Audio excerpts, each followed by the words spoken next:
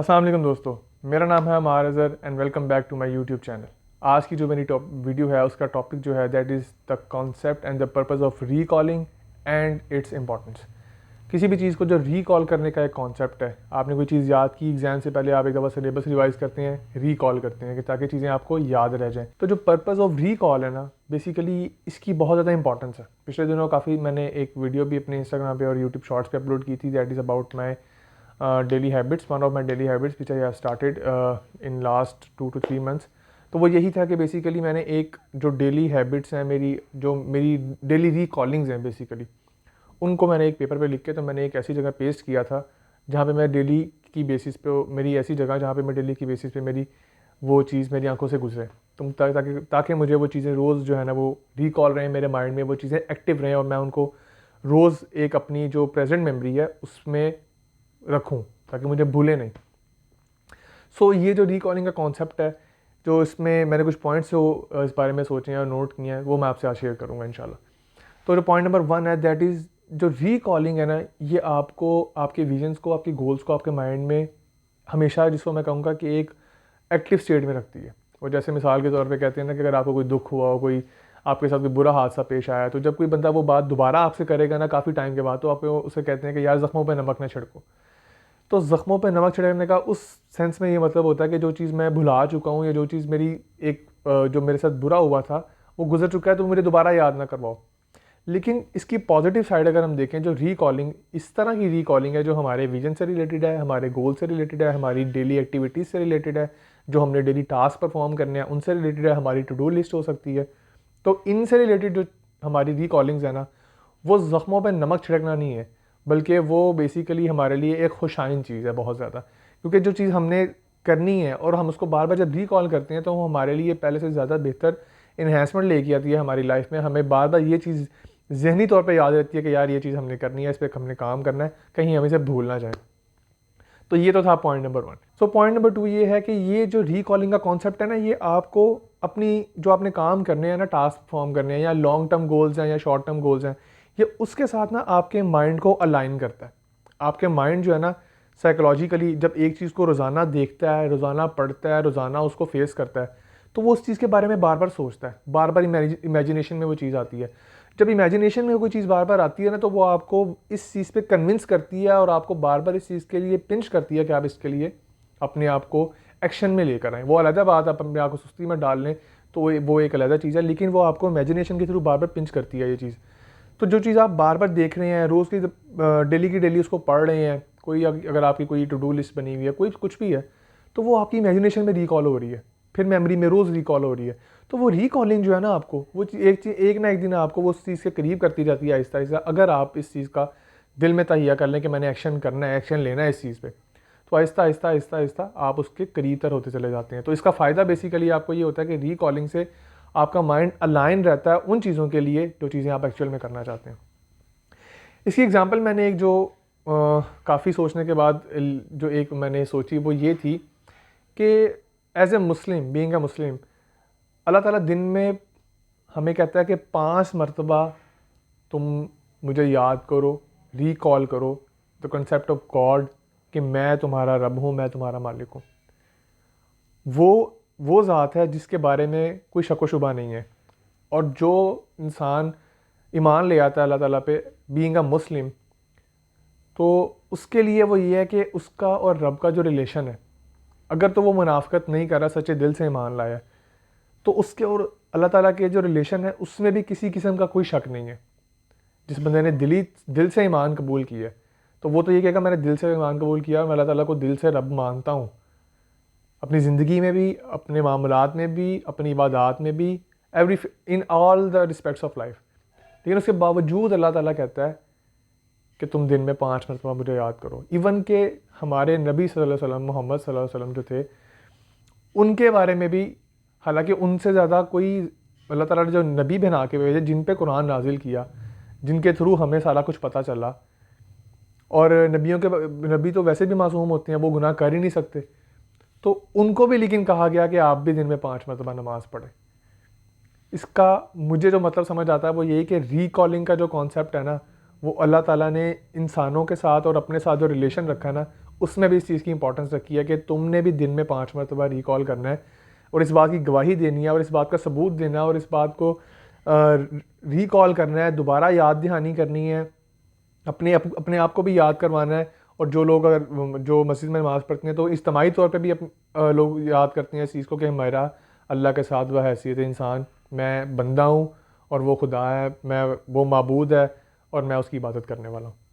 तो ये चीज़ इस तरह से अगर इतने पाक साफ रिलेशन में भी अगर ये चीज़ आ सकती है ना, और जहाँ पे हम इस चीज़ को बार बार दिन में 5 मरतबा इस चीज़ का क्या कहते हैं इजहार कर रहे हैं, प्रॉपर एक टाइम निकाल के अपने आप को पाक साफ रख के, जगह पाक साफ देख के, वक्त का तयन करके, सारी चीज़ों को मद्देनज़र रखते हुए इस चीज़ को रिकॉल हम कर रहे हैं, तो ये तो वो रिलेशन है जो हमारा उस ज़ात के साथ है जिसने हमें पैदा किया, जिसकी कब्ज़ा कुदरत में हमारी जान है। तो वो तो बहुत बड़ी चीज़ है, बहुत एक लाइक आउट ऑफ द एक आपकी समझ लें कि सबसे बड़ी चीज़ ही वो है। लेकिन क्या हमारे जो ज़िंदगी के ख्वाब हैं, हमारे जो विजन्स हैं, हमारे जो गोल्स हैं, हमारी जो टू डू लिस्ट बनी हुई है, हमारे शॉर्ट टर्म प्लान्स, हमारे लॉन्ग टर्म प्लान्स, क्या वो इतनी भी हैसियत नहीं रखते कि हम दिन में कम से कम एक दफ़ा उनके साथ रिकॉलिंग का मैकेनिज़्म जो है वो इस्तेमाल कर लें? क्या हम दिन में एक दफ़ा भी अपने ख्वाबों को याद नहीं कर सकते? क्या दिन में हम एक दफ़ा भी एक टाइम भी ऐसा ना निकाल सकते 15-20 मिनट जिसमें हम अपनी वो सारी चीज़ें रिकॉल करें जो हम करना चाहते हैं, जो हम लोगों ने अपनी लाइफ में अलाइन करके रखी हुई है या हमारी सोच में कहीं ना कहीं है? अगर तो एक दफ़ा भी नहीं कर सकते ना, तो मैं तो ये कहूँगा कि ये अपने विजन के साथ, अपने गोल के साथ और अपने मिशन के साथ गद्दारी है। उसकी वजह ये है कि अगर आप मुसलमान हो के नमाज नहीं पढ़ते, इसका मतलब है आप इस चीज़ की गवाही नहीं देते कि वाकई वो रब है और मैं उसको मानता हूँ। क्योंकि आपने इस्लाम कबूल कर लिया, सब कुछ कर लिया, लेकिन आप इजहार नहीं कर रहे। ये ऐसे ही है कि जैसे मैं किसी को बॉस मान लूँ, मैं कहीं ऑफिस जाता हूँ, काम करता हूँ, मैं बॉस मान लूँ, बॉस मुझे कि आज का टास्क ये है, ये करो। मैं कहूँगा भाई आप मेरे बॉस हैं लेकिन टास्क नहीं मैंने करना। वो कहेगा भाई मैं बॉस नहीं हूँ, छुट्टी करो, निकलो यहाँ से।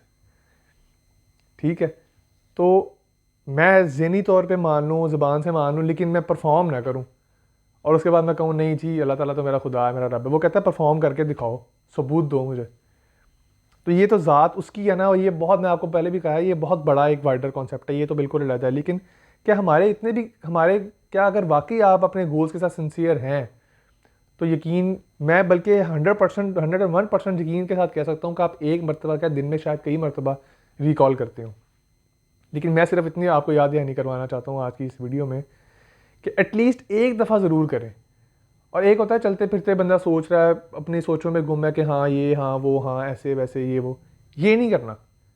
प्रॉपर टाइम निकालना है और एक पीसफुल इन्वायरमेंट में चाहे 15-20 मिनट ही क्यों ना निकालें आप, और कोशिश करें कि वो आपने लिस्ट में कहीं ना कहीं पेपर पेंसिल पे लिखे हों।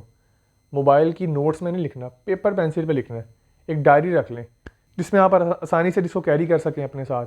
तो रिकॉल करें चीज़ों को जो करना चाहते हैं। मैं ये नहीं कह रहा कि दुनियावी लिहाज से, हर लिहाज से, अपनी हेल्थ के लिए, अपनी वेल्थ के लिए, अपने रिलेशंस के लिए, अपनी डाइट के लिए, अपने आप जो नेक्स्ट स्टेप आपने लाइफ में जो किसी भी कोई डिसीजन मेकिंग आपने करनी है उसके लिए चीज़ों को लिख के एक दफ़ा अपने आगे रखें। उसके लिए, उससे आपको डिसीजन मेकिंग ईजी मिलेगी। आप जब चीज़ों को राइट डाउन, नोट डाउन करते हैं ना, तो आपको एक अंदर का जो आपका, क्योंकि माइंड में ना चीज़ें गुंजलों में है, जब आप उसको लिख लेते हैं ना तो वो एक पैटर्न में आ जाती हैं, और जब चीज़ें पैटर्न में आ जाती हैं तो डिसीजन मेकिंग करना बहुत आसान है। तो उसको लिख लें, उसको रिकॉल करें, सुबह का टाइम निकाल लें, दोपहर में इजी लगता है दोपहर में निकाल लें, रात को सोने से पहले आसानी लगती है तब कर लें, करें ज़रूर।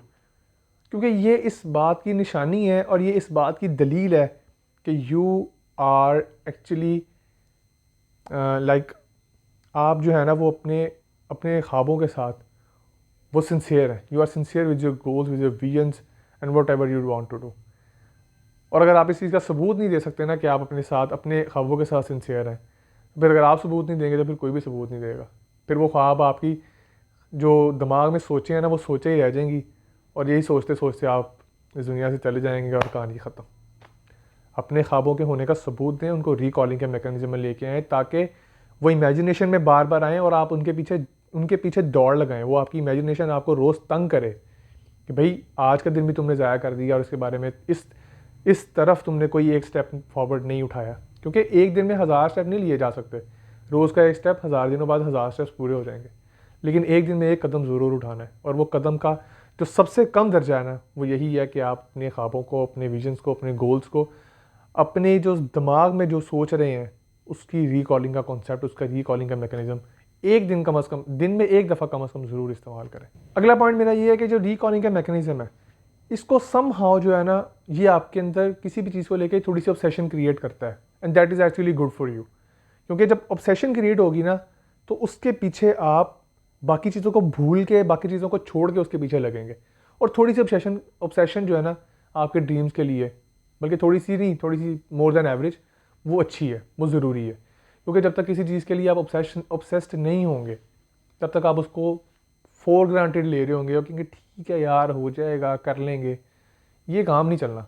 ईजी रहें, चिल रहें, अपने माइंड को जो है वो एंजाइटी, डिप्रेशन, स्ट्रेस की तरफ ना लेकर जाएं, लेकिन एक स्टेप रोज़ का ज़रूर उठाएं। क्योंकि एक वक्त है, चीज़ों को टाइम लगता है। आप सारा काम एक ही दिन में करके 0 to 100 नहीं जा सकते, लेकिन एक दिन में 0 to 1 ज़रूर जा सकते हैं। सो 0 to 1 ज़रूर जाएं, उसको मिस ना करें। एक मैं आपको एक और एग्जांपल देता हूँ कि जैसे आप जब अपनी अच्छी मेमोरीज़ को रिकॉल करते हैं, आपकी कोई किसी भी लम्हे की कोई यादें हैं, स्कूल के दोस्तों की यादें हो सकती हैं, स्कूल के आखिरी दिन हो सकते हैं, कॉलेज का फेयरवेल हो सकता है, यूनिवर्सिटी का फेयरवेल हो सकता है। तो वो सारी अच्छी चीज़ें जब आप याद करते हैं ना तो आप थोड़ी देर के लिए जब उन यादों में जब गुम हो जाते हैं तो आपको वो हैप्पी मोमेंट्स जो है ना वो आपको इंटरनली बहुत ज़्यादा हैप्पी कर देते हैं। आप चाहे सारे दिन के थके हों या कुछ भी हो, किसी भी जगह बैठे हों, आप जब ज़िंदगी के अच्छे और ख़ूबसूरत दिनों को याद करते हैं, खूबसूरत अच्छे लम्हों को याद करते हैं ना, तो आप एक्चुअल में दोबारा से खुश हो जाते हैं। तो ये रिकॉलिंग भी ऐसे ही है। जो चीज़ हो चुकी है उसको देख के, उसको सोच के, उसके बारे में ख्याल पैदा करके अगर खुशी मिल सकती है ना, तो जो चीज़ आप चाहते हैं उस पर यकीन रखते हुए उसके बारे में सोचने से भी यकीन भी बढ़ता है और इस चीज़ की खुशी भी पैदा होती है कि एक ना एक दिन इंशाल्लाह ये हो जाएगा। क्योंकि मेरा यकीन है और मैं अल्लाह ताला से मदद मांगता हूँ कि ये काम में मेरे लिए आसानी करे और इस काम में मेरे लिए जो अगर मुश्किलें हैं, मेरी राहों में मुश्किलें हैं, तो मेरी राहें खोल दे।